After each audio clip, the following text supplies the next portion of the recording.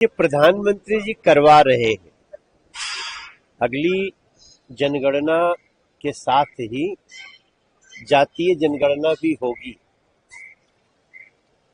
अब अगर इसमें क्रेडिट लेने की बात उनको करनी चाहिए जो अपने शासन में रहते हुए इसको करने की कोशिश किए हो या किए हो।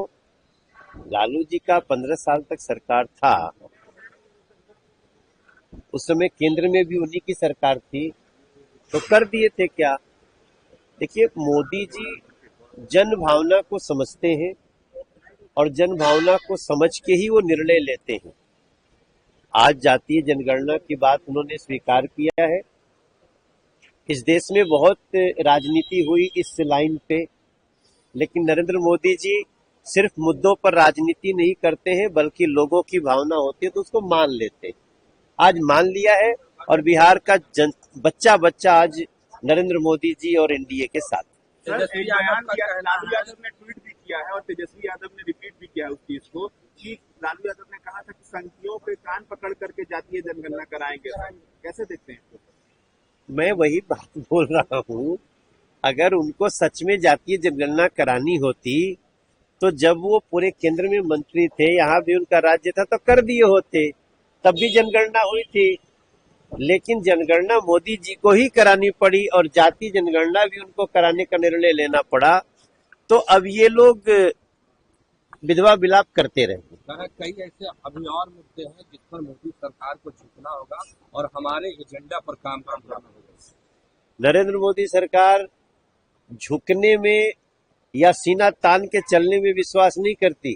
नरेंद्र मोदी जी की सरकार जनता की भावनाओं को समझ के निर्णय लेने में विश्वास करती है। सर, क्या कहिएगा? लगातार महागठबंधन की बैठक भी हो रही है, लेकिन कोई नतीजा देखने को नहीं मिल रहा। कांग्रेस और आरजेडी दोनों का अलग अलग। देखिए, उनकी नीयत नहीं है। महागठबंधन और जो गठबंधन जो भी है, उनकी नीयत नहीं है बिहार को सजाने की।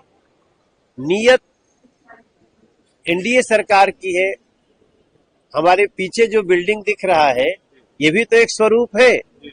ये अभी क्यों हो रहा है? प्रत्यक्षम किम प्रमाणम।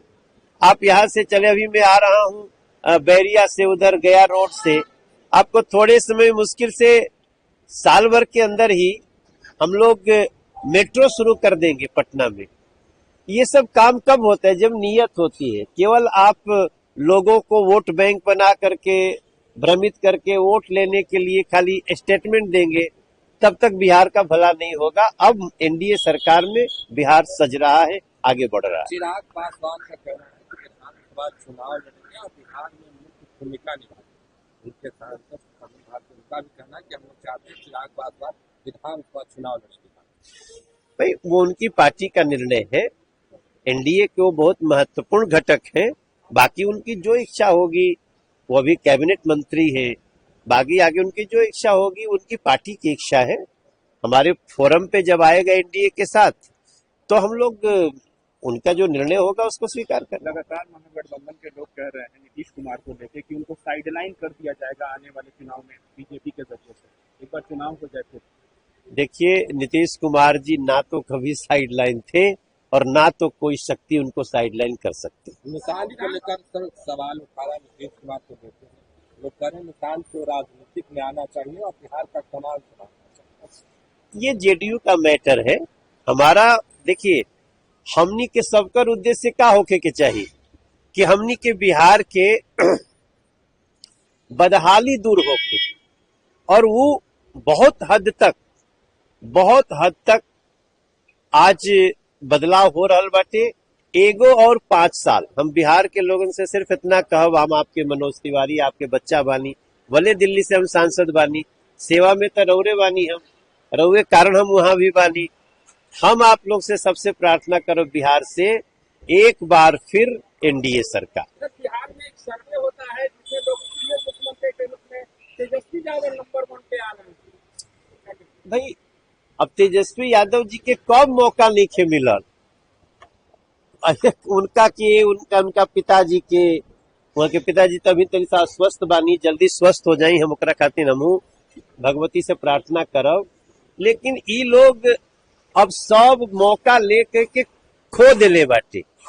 अब ये हमारी एनडीए सरकार और एनडीए में बहुत बड़ स्तर पे बिहार के सजावे बढ़ावे खातिर हमनी के काम करल सर, पवन सिंह को लेकर चर्चाएं हो रही थी, फिर से बीजेपी में शामिल होंगे और बिहार विधानसभा चुनाव भी लड़ सकते हैं।